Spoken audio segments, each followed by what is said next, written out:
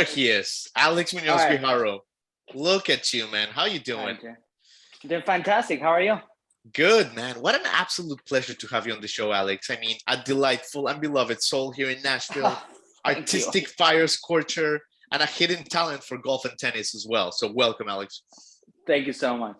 Yeah, man. So I have to tell you, I mean, for my audience that doesn't know you, you have a great pedigree. And, before we get started, I just want to thank you, Alex. And I mean this because without fail, the times that we have seen you play, most notably now with Margo Price, never got to see you with Nikki Lane, you set the place on fire, Alex. And I Thank mean, you. like small stage, big stage festival, you're like RoboCop with that guitar. Like there's no stopping you, man. So thank you. Thank you. Thank you so much. It's very fulfilling when someone appreciates what you do, and I really appreciate it. It makes me really happy to hear this. Thanks, Jamie. Absolutely, man. So let's start with this, Alex. Let's start nice and easy. I mean, you're about to head to Mexico, right? I mean, play some shows. You're going to play the Avid Brothers Festival. You're going to do the cruise with Brandy Carlisle. The girls just want to have fun. I mean, I would imagine that these shows, coming out of this Nashville cold, I mean, it's got to be a delight, right? For you to just be able to rock and roll in the sun, right? We're really looking forward to it. It's like a reward for all the year we've had last year, and the weather's been pretty brutal here. So we're just really looking forward to it. Everybody's in a great mood. We're being super safe. Nobody's doing anything weird going out, and people are hungry for it. And I think we're gonna have a great time. I'm really looking forward to it. To go on Friday. Yeah. Amazing. And so many of our friends are playing that Brandy one. That's gonna be a great time. Yeah, it's gonna be a great time. Like Katie, it's guaranteed for a great time and great music. So 100%. 100%. I love that, Alex. And your story is fascinating. I mean, you're from Madrid, from Spain. In fact, you grew up in the neighborhood right next to where Real Madrid plays, if I'm not wrong, right? In Chamartin? In Chamartin, and unfortunately, or fortunately, I should say, I am an Atletico fan. So I grew up, my school was in the wrong district. So, there were only 4 or 5 of us that supported the other team. So for people to understand, I was a Mets fan in next to Yankee Stadium. It's the Yankee Stadium, yeah. And, people take soccer very seriously in Spain. And, I played soccer for many years back in the day. And but yeah, from Madrid. Oh, I love that, man. The Falcao years, those were some good years for Atletico, right? Really good years, yeah. Oh, I love it, man. Great. I love it. Yeah. Okay, so here, I mean, so you're growing up in this culturally rich environment, which is Madrid. I mean, I love Spain, right? I mean, the music, flamenco, you have pop, zarzuela, bacalao, but you gravitate to rock, Alex, and I love that. And you really owe it to your brothers in a way, right? Like they turned on you to like the Stones, the Beatles, all that good stuff, right? Yeah. It was somehow like I was always like a little bit of a pariah or a little bit of an outsider. People listen to more of mainstream pop flamenco stuff back home, and I remember listening to Zeppelin and the Stones in the beginning, and I was like, I just blew my mind. I was 11, 12, and I loved it. Springsteen back in the day too. Oh, absolutely. Mainstream rock that made it, overseas and down south to Spain, and I just fell in love with it, and I cannot explain why, but that was my first interaction with American or Anglo-Saxon music. Hell yeah. And tell me about this like Paul McCartney show in La Paineta in 2004, because, and I love this story, Alex, because I relate, because it was a Metallica show that like kind of like rewired me forever too. Like and this show, we're talking about like late May 2004, you're in your teens, and Paul McCartney goes to Spain, and people still say that's one of the like best shows Paul McCartney has played in 20 years. I mean, he's played like 3 encores, all the Beatles stuff, his solo stuff. He played everything, man. What do you remember from this show, Alex? Okay, ahora solo los hombres.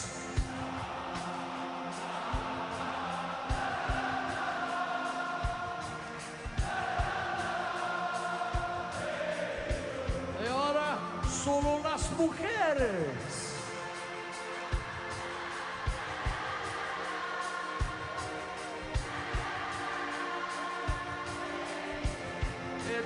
todos juntos.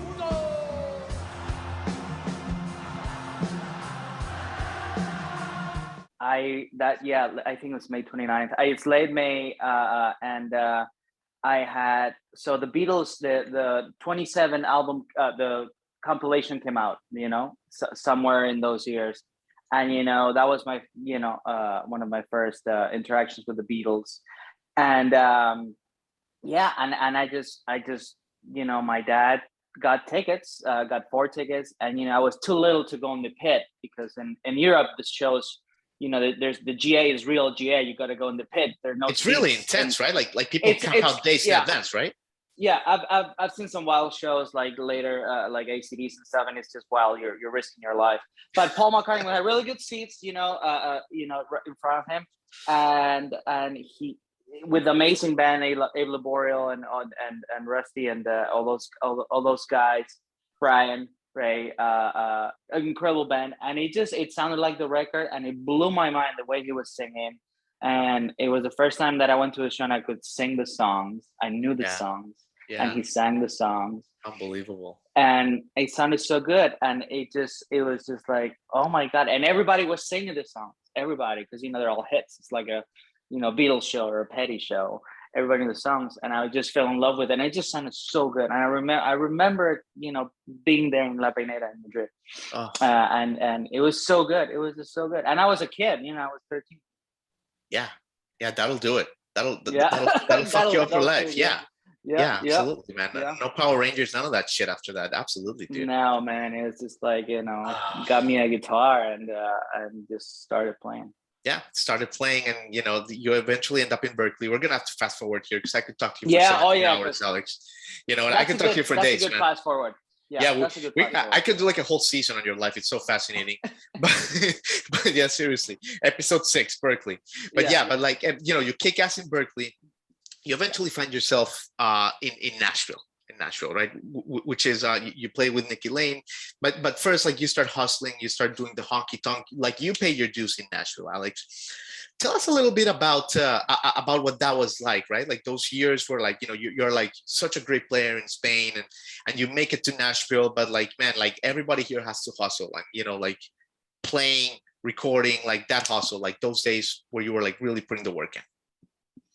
Those were the the hungry days, and it was music 24/7. Absolutely, it was just like, I moved to Nashville and I started working at a studio as an assistant engineer / engineer during the day at Elixir Great with Brad Jones, and we recorded like Joe Sobio, and I met like Radford and all this Kimbrough, all these incredible musicians. We made like 10 records in a year, maybe more. And at night, I would go out in East Nashville and see the bands and see the music. And that's how I came across my current band and my current friends, actually. Like, I think it was the first night I ever went to the 5 Spot. I met some of my bandmates, Michael Holscher and Dylan Napier, and the first night, and then Buffalo Clover was playing, I think, that night. On the next night, which is Margo's old band and Jeremy, and I met all of them. I met my friends from The Lonely Age, which I was in a band with Nikki Lane, Eric Whitman, Ben Eisen, who passed, and I loved him dearly. And it was like a sense of community, and I wanted to be part of that. But you couldn't just go there and get gigs, so you had to do downtown, the Palace. It was it's like, I didn't have an iPhone, so it was like word of mouth back in the day. Sure. So I, like you said, hustling. I was just working whatever, any gig, and you start getting involved, and you start playing with the same people in different bands, and then you start being part of this community. It's like it's not a Facebook group. It's just it's a real thing, and you got, it takes years to to be acknowledged. But I think I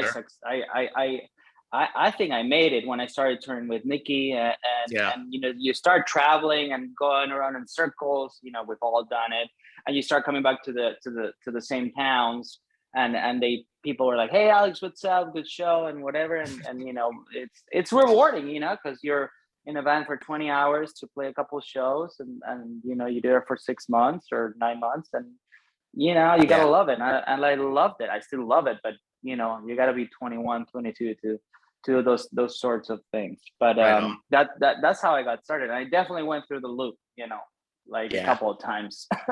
Yeah, I don't think people realize like the amount of like work that you have to put in Nashville. After even going like to college. right. After going to Berklee of all places, you know what I mean? Exactly. And Alex, how was that like initial connection with like Jeremy and Margo? And what I mean, like, you know, she wasn't like Margo Price. They were just like hungry musicians in Nashville. But like, when did you realize that you guys are like something special, that you guys really could build on something like long term here?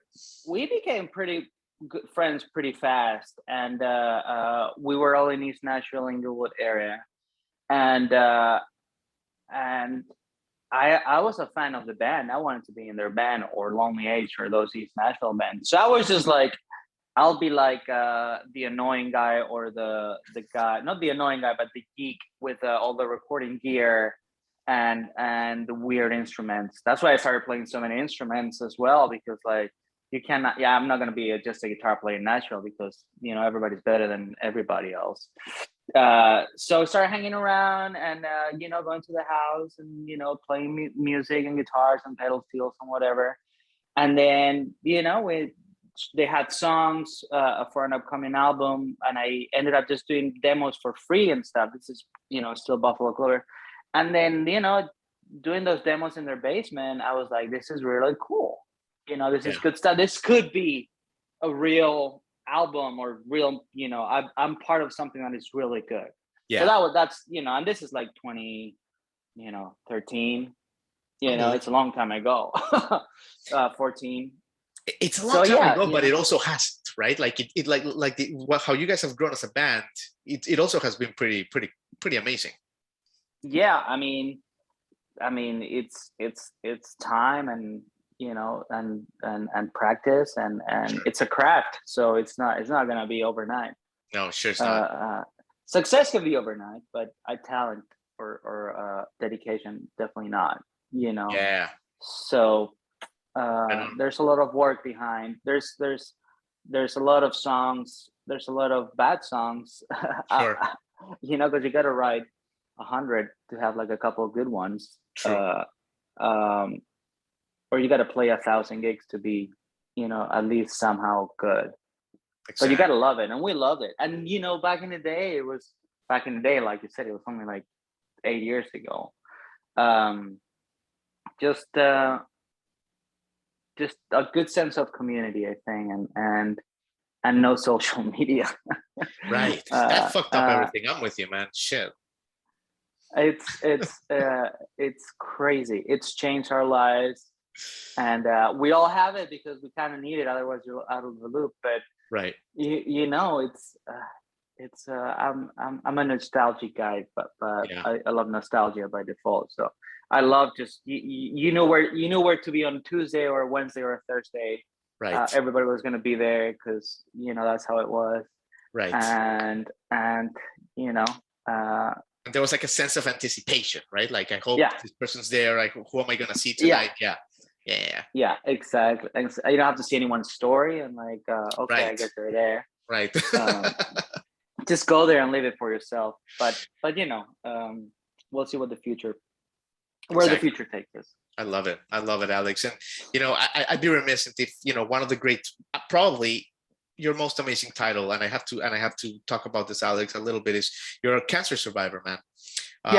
You know, I mean, you know, you can talk to us as much or as little as you want here, but, you know, you were touring with Nikki Lane. I think the year was 2016 when you had that bout with cancer there, man. First of all, how are you doing nowadays, you know, 2022? And also, like, how, you know, like, how do you look back on that time? You know, how do you look back? Well, thank you. I'm 5 years in the clean, so it's very good. I feel amazing. I don't think I've been this healthy since I was 14 or 15, and it was just a very just unfortunate event, and it was shocking. It was shocking. You don't expect it. And I was on tour with Nikki. I was in Europe it was my first time playing my hometown as an professional musician based in the United States. And yeah, it just came out of the blue, and it was just very intense for 2-3 months. And it's a traumatic experience. I'm still dealing with some stuff, of course. Sure. And I don't wish that on anyone, not even worst enemies, which I don't really have. But it's just it's something you go through, and then it's going to be with you for the rest of your life. It's not going to go away. I've learned the hard way. And it's something you can't do alone. So it made me the big outcome was I bonded more with my friends and with my family than even before. So it's just a very, very because you're cutting it close. I was cutting it pretty close. So you end up making it, and you end up appreciating, right. You learn to enjoy every sandwich, like Warren Zevon said. So Love it. Oh, that's a beautiful line. Absolutely. Yeah. Awesome, man. Well, thank you for sharing. We're super glad that you're healthy, man, and that you're spreading the gospel of rock. And you've been so good with your time, Alex. So let me leave you with this. We started talking about the cruise at the beginning. So like, let's kind of like wrap it up on a similar note. Like, you've been performing at this point all over the world, some of the biggest venues. What are like some of the pinch me moments where you still, even after all these years, you're like, holy shit, like Alejandro, like, look where I'm playing, look at these visuals, and like you still get the goosebumps. I just had a recent one, to be honest, that was incredible. And I'm looking at the YouTube poster behind you, and my sister had Under a Blood Red Sky, which is the live show from Red Rocks, right? And I was there. We were there 3 months ago. Yeah. And it was and that's one of the two, playing Red Rocks. Unbelievable. And I've been I played everywhere, but I'd never played Red Rocks. So that was one. It was very special. It just sounds incredible. Yeah. The Ryman, of course, when I played with Nikki Lane, was unbelievable, and finally, first of many.